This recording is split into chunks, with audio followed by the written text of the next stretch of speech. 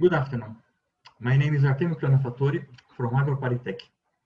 Here we summarize our first efforts in building up a simple model for studying the convective drying of food slices under large deformation. This work constitutes the first brick of collaboration between the Laboratory of Food Engineering of the University of São Paulo and our joint research unit. Bianca has just came in France. She will work with us for 1 year as a key component of her PhD thesis under the advice of Professor Carmen Tadini.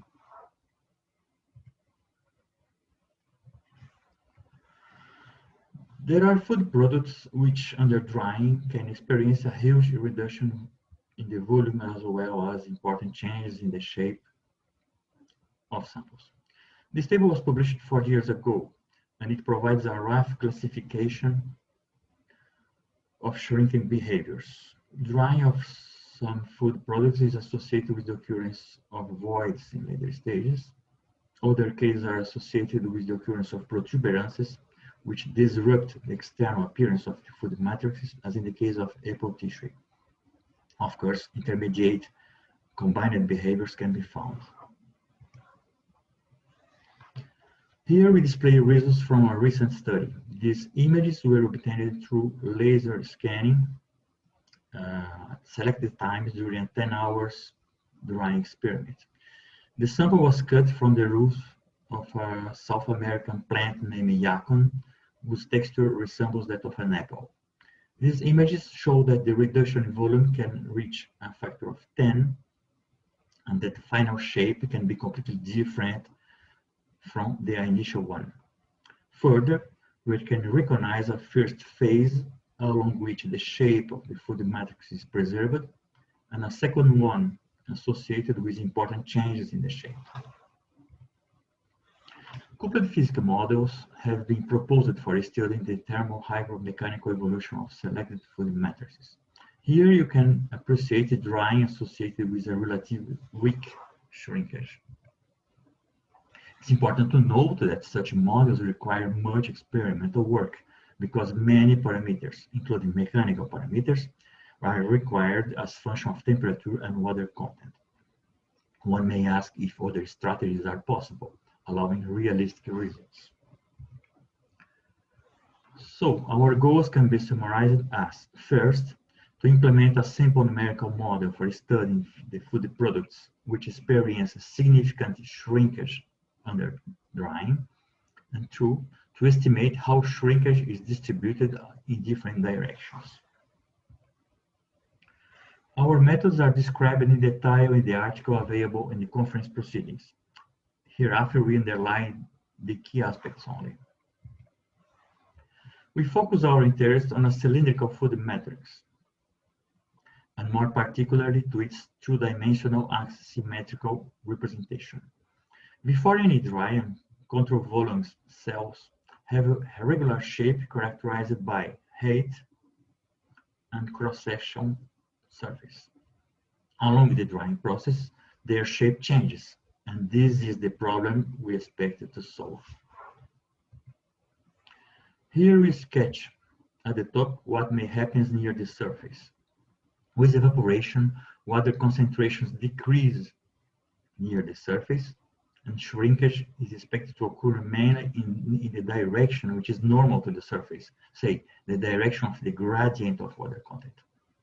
At the bottom, at the inner parts of the food matrix, water migration and shrinkage is expected to occur along both directions.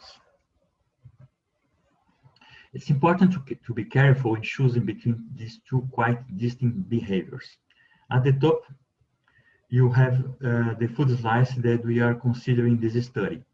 It is completely wet, 10 kilograms of water per kilogram of dry matter, like yacon.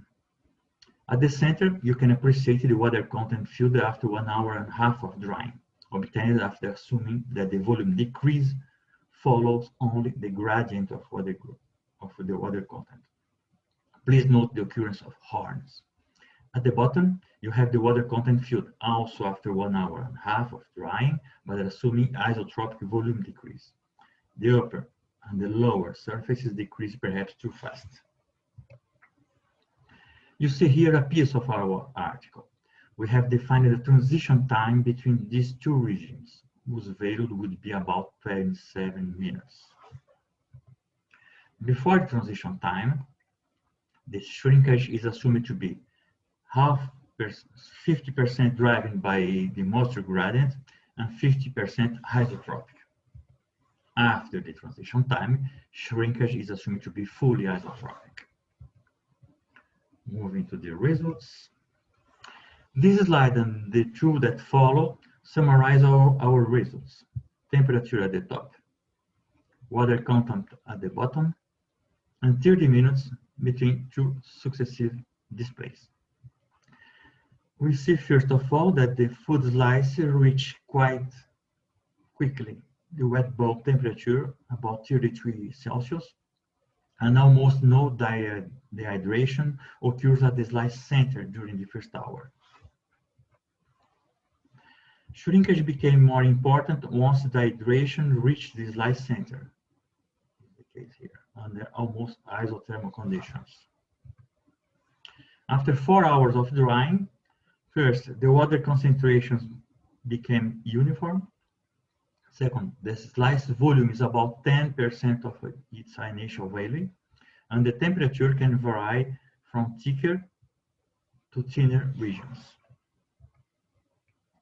These six displays summarize the drying history of the food slice as predicted by the model. Displays 1, 2, and 3 show the temperature, the water content, and the water activity at selected positions. Positions A in red and B blue move along the shrinkage history. Oops. Yes. Being always located at the slice surface. They experience moisture gradients which are stronger than at position C. During the first hour, positions A and B correspond to similar water content, while position C at the slice center is associated with negligible dehydration. Later on, the drying effectively starts at position C and becomes stronger at position B between the corners than position A, which is at the top. Display 4 presents the decreasing tendency of bulk geometrical features as function of the drying time. The reduction of volume, the reduction of horizontal cross-section, and the reduction of thickness of a cylindrical food slice. We leave here a suggestion for future studies to monitor the axial and the radial directions of food slices during the drying processes, and then to use such data to assess the performance of models like this one. Finally, display 5 display the drying rate, that their drying rate decreases with time, and on the other hand, that this drying rate decreases with the mean water content. So here you have the drying kinetics along the time and as a function of the mean water content. Some conclusions and some words about ongoing work. A simple model was implemented to study convective drying of a cylindrical food slice, and also to estimate how the local volume reduction is distributed between axial and radial shrinkage. Our results indicate, as observed in some cases, that the shape of the food matrices on drying does not evolve in a simple way, but following steps. In parallel to the implementation of the numerical model, these authors are studying the convective drying of Yacon in a pilot dryer unit, as well as estimating thermophysical properties.